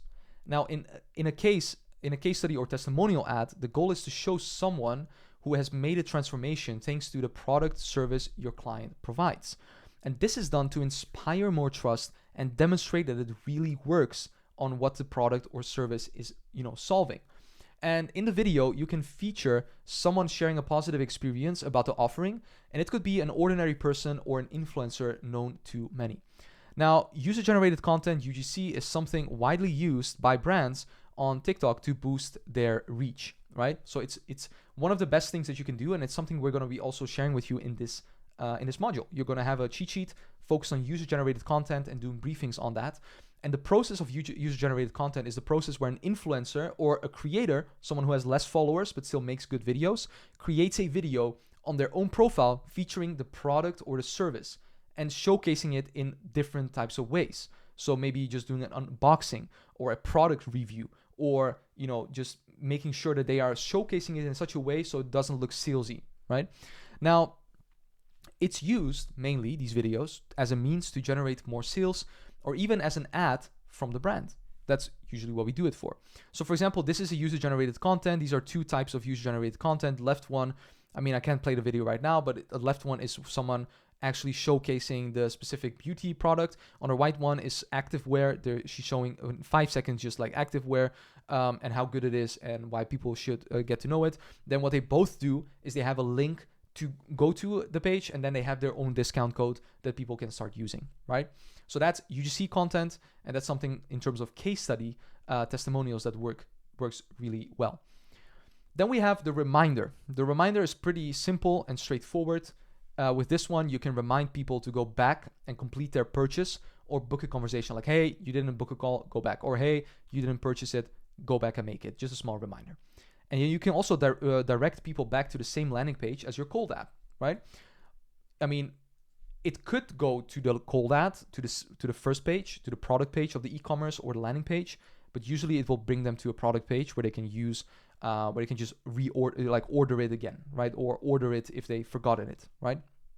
So on the left-hand side, it's about like cubes, story cubes that get promoted, and that one is like basically like, hey, go back and watch this or play with us. So it's not like click on this or do that. It's just like, hey, on the right-hand side by Lyle and Scott, for example, it says watch your favorite clothes for young people from Lyle and Scott. That's it.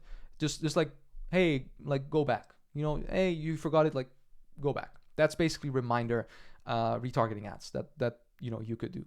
Then we have discounts. So it has been proven time and time again that discounts can persuade people to make a purchase. So if your client wants to offer a discount, use it for your retargeting ads.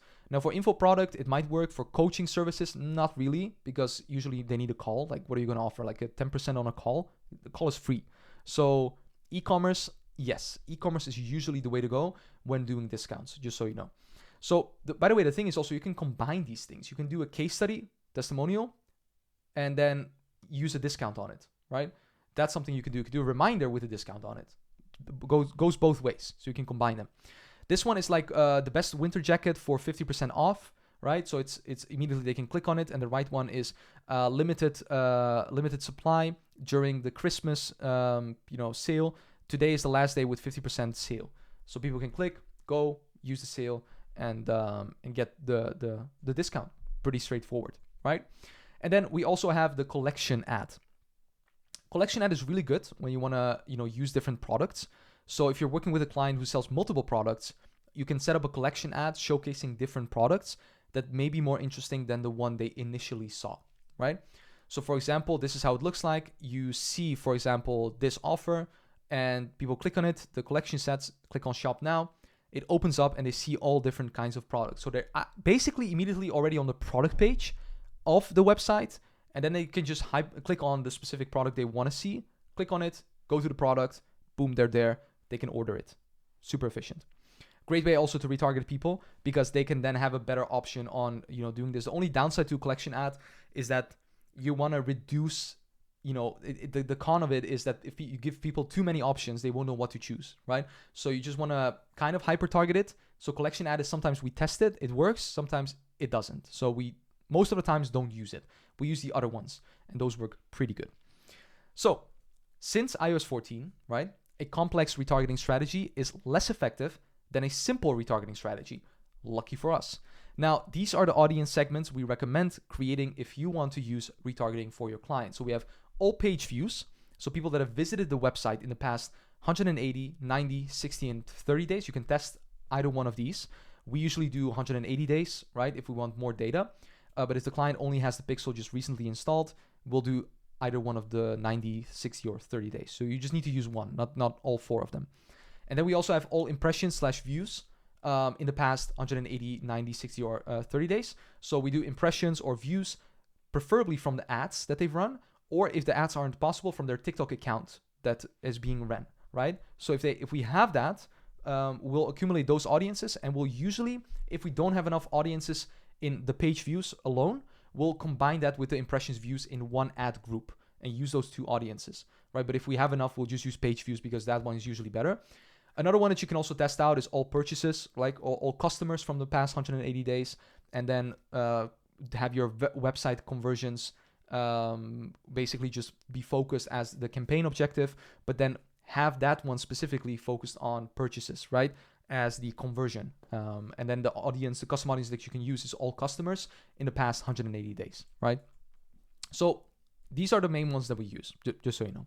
Now, of course, like I said, you can also test other retargeting audience segments to see what works best for you, because it differentiates in terms of the niche, and it's also different regarding the specific, audience that the niche and the business in that niche has. But for us, simplicity has always worked better than complexity, and that's why we want to give you also the explanation on how we do it and how you can do it with the creation and accumulation of audiences in the cheat sheet. So go ahead and download that, start setting up your audiences for your clients, and start building up those audiences so you can start using them in your ad groups to get lower cost per leads, lower cost per acquisitions, and better results overall. So with that being said, we've talked about creating and collecting audiences. Now let's go into the launching of the campaigns. So we'll talk about how to manage your budget first and the concept of load balancing. So after discussing with your client how much budget you need to deliver the results, it's now your task to spend the budget wisely. Now, it may seem logical to allocate all your budget to one campaign, but the problem with having only one campaign is that if it doesn't perform well, there are no other campaigns that could potentially bring good results. So we don't want to depend on one campaign. In addition to that problem, there's also the issue that allocating too much budget on one campaign may result in poorer outcomes compared to a lower budget. Now, this might sound weird. You might think like, oh, if I spend more budget, like TikTok would want me to spend more, right? Like, not really, because if you spend too much, they'll be like, what is this? Like, what is this person trying to do? Like, it looks scammy in their eyes. So you actually want to load balance it, meaning balance the load on different campaigns. So if you give TikTok too much budget for one ad set to spend, they may not always know exactly how to utilize that extra budget because it needs time to optimize. So if you start with a higher budget and TikTok still needs to optimize, you won't get the best results than if you start with a lower budget, giving TikTok the time and space to actually optimize it before you scale it up. That's what our advice would be. Start with a lower budget, scale it up, basically effectively. Now, TikTok also has a complex algorithm that doesn't always work logically. Okay, it doesn't always work logically. So usually the risk of not load balancing is that once you start this, the ad group or the ad, and you set the ad group up at $120 a day, that it just won't be performing. It will just, not work well. And it could also bring restrictions to your ad account, which you don't want, right? So here, the concept of load balancing emerges because we want to, ultimately reduce the risks and get the highest yield possible. So in the computer network world, load balancing is a familiar term. And you can think of load balancing as a traffic controller that directs traffic to the right path to prevent accidents or traffic jams. So this results in the entire process from A to B being more efficient and seamless. So on the right-hand side, you can see the traffic sources coming. The internet is load balancing it and sending it to either one server or a different server. So it chooses which server can actually do it. And that's exactly how TikTok's algorithm also works and can work in your advantage if you use this. If you don't, and it's only sending it to one server, the one server might not be the best server to use. So it might, you might have to tweak it because TikTok might choose a different audience when you use a different ad group, right? It might choose a different audience because your audience size will always be pretty high enough, unless you have a budget of like $400 a day that you're spending. TikTok will be sending the data, the media, the creative that you have created to different audiences in the ad group interest that you've set up, in the audience that you've selected, right? So in the marketing world, load balancing is a way to spread your budget so that the likelihood of getting a winning campaign increases and that the results get better.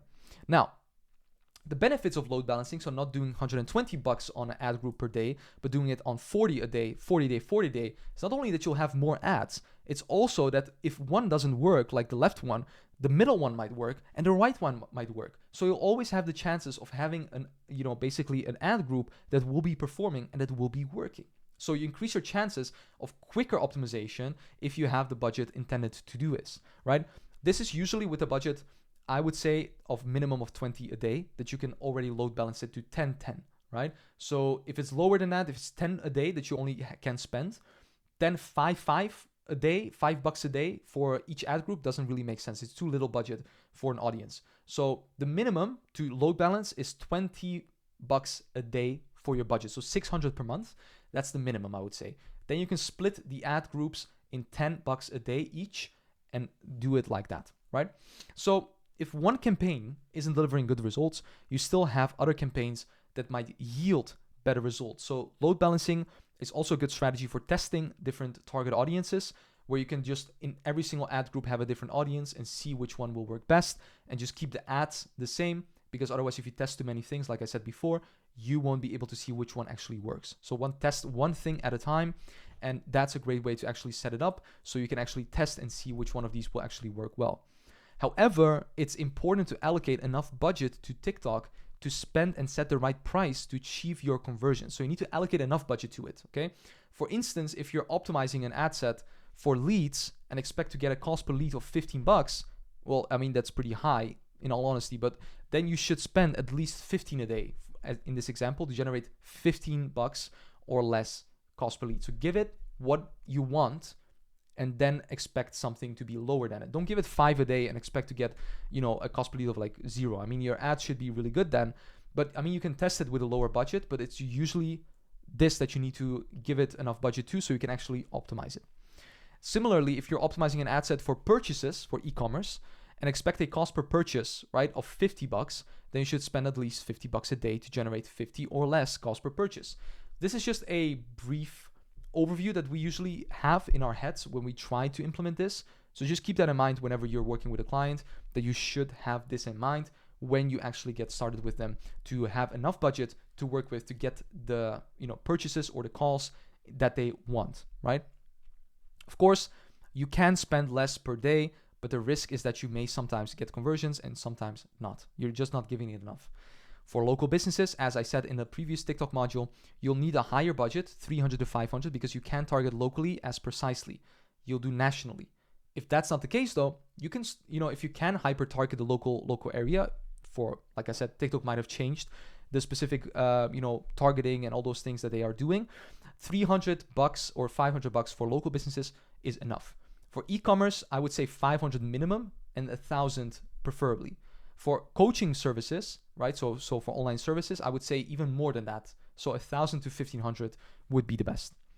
Now keep this in mind when working with local businesses and executing TikTok ads for them. You need to know the local area if that's possible. If it is, great. Then you don't even need 300 budget. You could do even with 200 or 250, because if you just reduce your cost per lead, have a good creative, then you can just do it with a lower budget even than a higher budget that's needed. So when it comes to budget distribution, you have several options.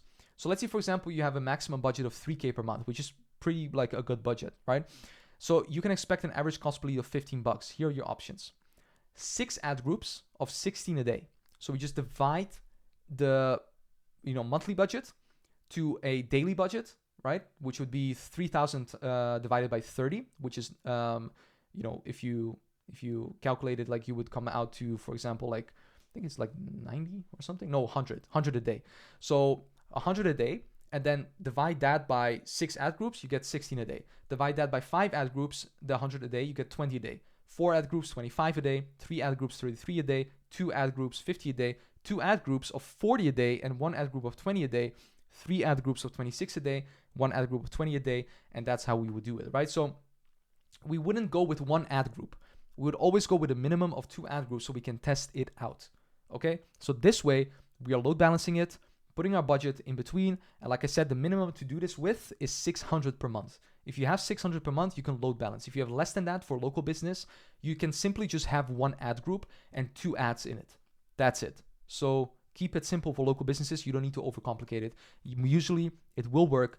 The only catch to it is you need to make sure that you can hyper target the local area with that local business, right? And in your country. So make sure that that's the case. So the budget varies for each type of client, as I said. So always use this load balancing strategy to calculate what you need to spend daily to see optimal results, okay? Now, let's get into launching your first campaign.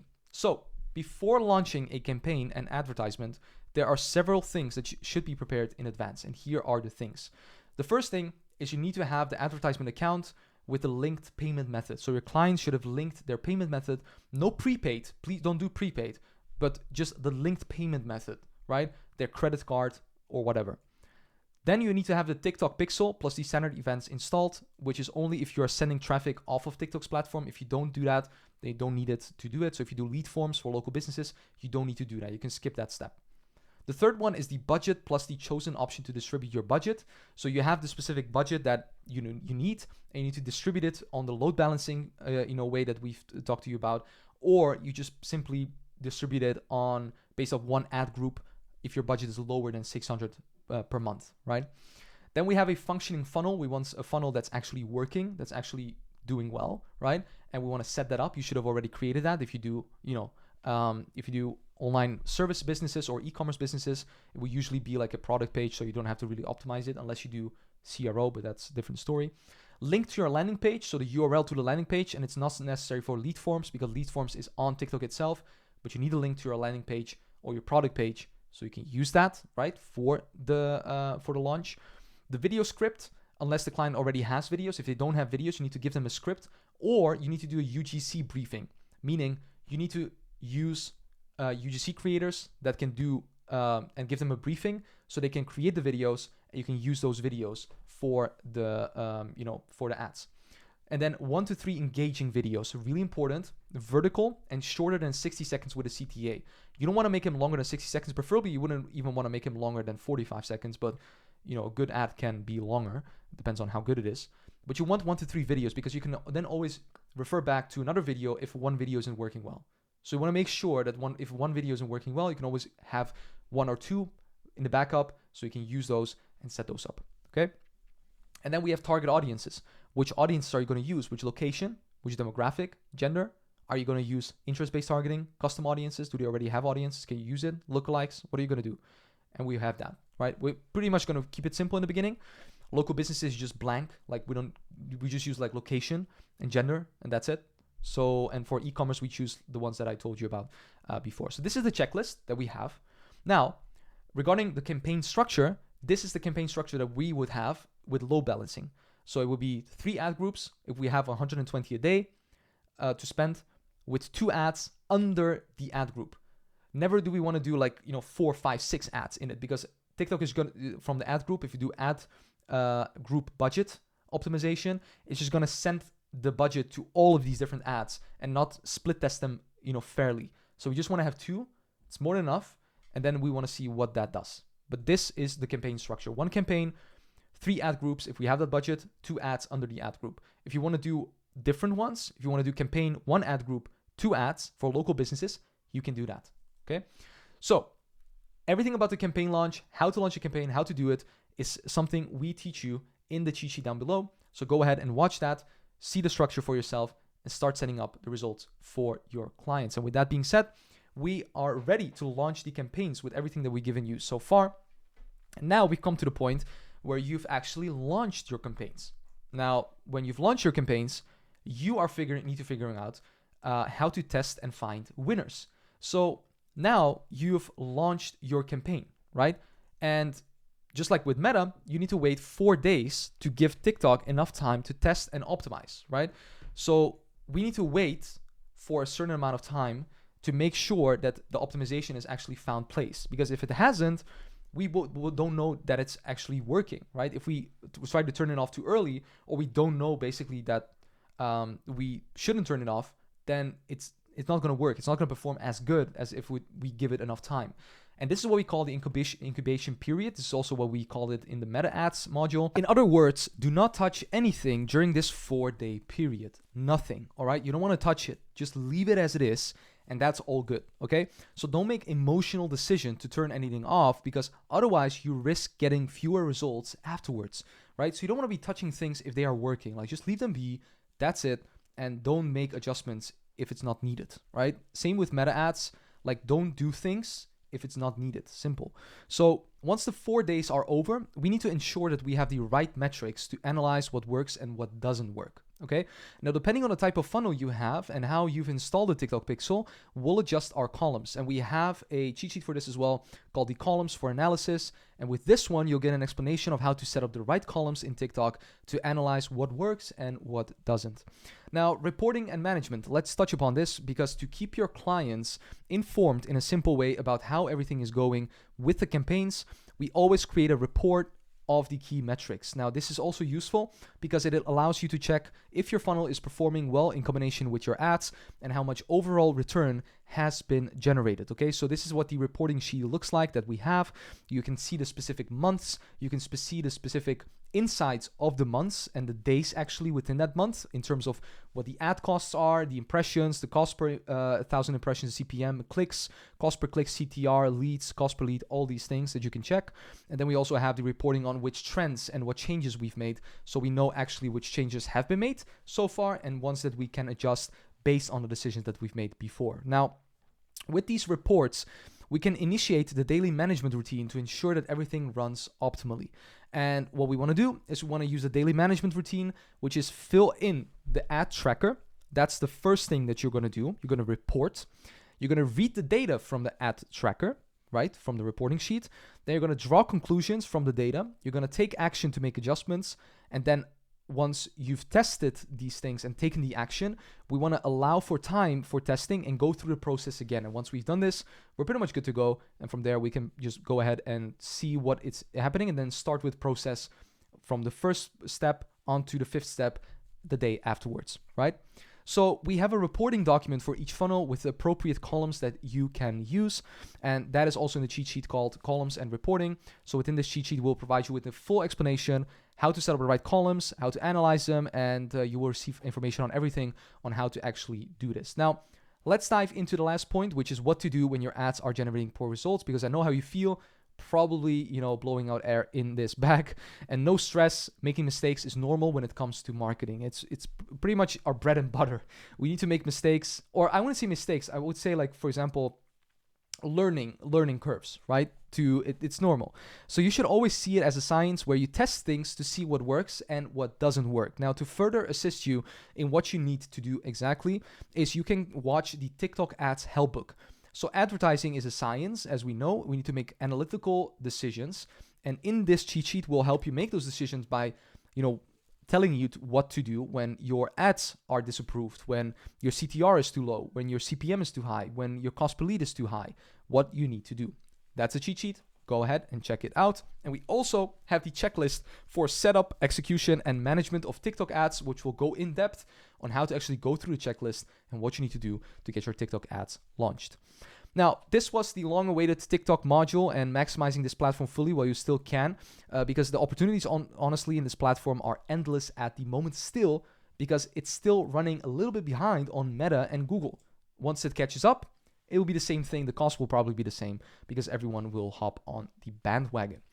And like I said, who knows how long this will last. So especially if you have e-commerce or info product / coaching clients in that niche, then this platform is truly a goldmine. And I would advise you to start using it as soon as possible. Now, with that being said, I would say go through the checklist and all necessary cheat sheets to launch your campaigns for your clients. Make sure to also maintain the reporting document daily after launching to keep track of your clients' results. And if you get stuck, bring this to our coaching sessions and we will be happy to assist you. Now, like I said, if you are watching this on YouTube, go ahead and join the free school community where you'll find the link to all these cheat sheets. If you're in the program, guys, go ahead and you know what you need to do. Go down below, go through all the cheat sheets, start setting up the TikTok ads for your clients. Let's get it started. Let's get some good results and still use TikTok until it, while it's still getting greatest results and lowest cost per leads and lowest costs for our clients. So without further ado, I want to thank you for watching and I look forward to seeing you in the next video. Bye.